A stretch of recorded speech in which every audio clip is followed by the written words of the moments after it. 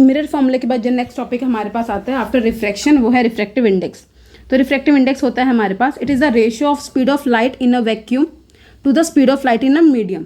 यानी ये डिसाइड करता है कि लाइट जो है वो कैसे ट्रैवल करेगी किसी भी पर्टिकुलर मीडियम में, depend upon the refractive index. जिस मीडियम का रिफ्रैक्टिव इंडेक्स की वैल्यू ज़्यादा होगी उस मीडियम में वेलोसिटी ऑफ लाइट क्या होगी, कम होगी, यानी उस मीडियम में बैंडिंग भी ज़्यादा होगी, यानी लाइट ज़्यादा बैंड करेगी जब वो पास करेगी एक मीडियम से दूसरे मीडियम में। ठीक है, यहाँ पे दो मीडियम है, दो मीडियम के इंटरफेस में अगर रिफ्रैक्टिव इंडेक्स ज़्यादा होगा तो बैंडिंग भी क्या होगी, ज़्यादा होगी।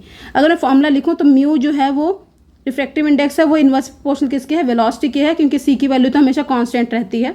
सो I can also write μ1 is proportional to 1/v1। ठीक है, तो अगर उनके पास दो मीडियम गिवन हो, उनकी वेलोसिटी पूछी हो, तो फॉर्मूला बनता है μ1/μ2 इज इक्वल टू v2/v1। क्योंकि हमें पता है वेलोसिटी और वेवलेंथ डायरेक्टली प्रोपोर्शनल होती हैं, तो इसका फॉर्मूला बन जाता है λ2/λ1। बहुत बार बोर्ड में क्वेश्चन पूछा गया है कि रेड का रिफ्रैक्टिव इंडेक्स ज़्यादा होता है या वायलेट का, तो आपको पता होना चाहिए क्योंकि रेड की वेवलेंथ ज़्यादा होती है तो रेड का रिफ्रैक्टिव इंडेक्स क्या होता है, कम होता है। तो ये वाला बहुत इंपॉर्टेंट रिलेशन बन जाता है हमारे पास। रिफ्रैक्टिव इंडेक्स जो वाटर का है वो हमें पता है 1.33 होता है, रिफ्रैक्टिव इंडेक्स ऑफ ग्लास 1 होता है, और रिफ्रैक्टिव इंडेक्स ऑफ ग्लास 1.5 होता है, एयर का रिफ्रैक्टिव इंडेक्स 1 होता है।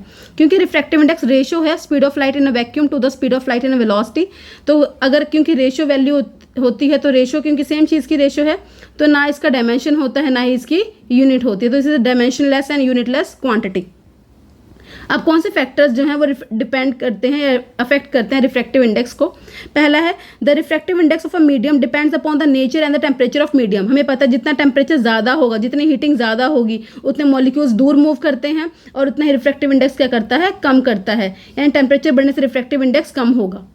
नेक्स्ट हमारे पास refractive index is optical property, light की प्रॉपर्टी है ये। Therefore any impurity added to the medium will alter the refractive index. जैसे कि हमारे पास सिंपल वाटर लिया हमने, तो वाटर का रिफ्रैक्टिव इंडेक्स 1.33 आएगा, पर अगर मैं वाटर में सॉल्ट ऐड कर दूं तो मैंने कोई इम्प्योरिटी ऐड कर दी जिसकी वजह से उसका रिफ्रैक्टिव इंडेक्स क्या कर जाएगा, बढ़ जाएगा, और लाइट को उसको उसमें ट्रैवल करने में और ज़्यादा टाइम लगेगा, लाइट की स्पीड क्या हो जाएगी, कम हो जाएगी। नेक्स्ट है the absolute refractive index of a medium is the ratio of velocity of light in a air to the velocity of light in a vacuum. हमने भी डिस्कस किया अपॉन मीडियम।